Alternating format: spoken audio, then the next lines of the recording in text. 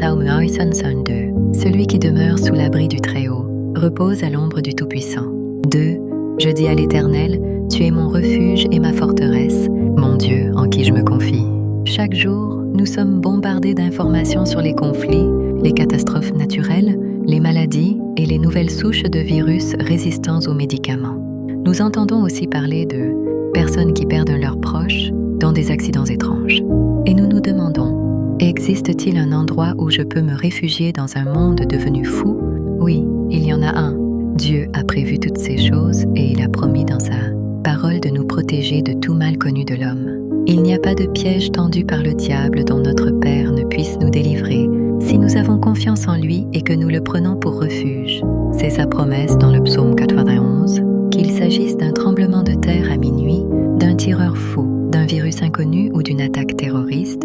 Dieu dit, tu ne craindras ni la terreur de la nuit, ni la flèche qui vole de jour, ni la peste qui rôde dans les ténèbres, ni le fléau qui ravage en plein midi. Psaume 91:5. Parce que vous avez fait de lui votre demeure, des anges veillent sur vous en ce moment même. Psaume 91. Ils prêtent attention à la voix de la parole de Dieu.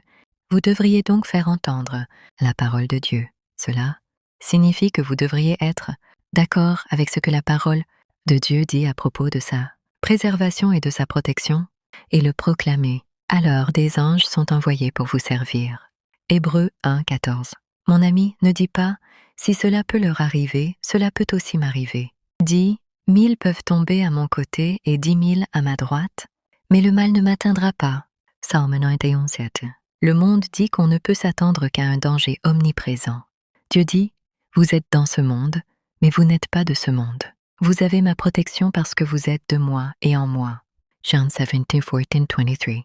Par la foi, vous avez accès au lieu secret du Très-Haut, où aucun mal ne peut vous atteindre. Il n'est pas nécessaire de n'ayez pas peur de vivre dans les derniers temps, car le Seigneur est votre refuge et votre forteresse. Sa parole le dit, et ceux qui font entièrement confiance à sa parole la trouvent entièrement vraie. Pensée du jour.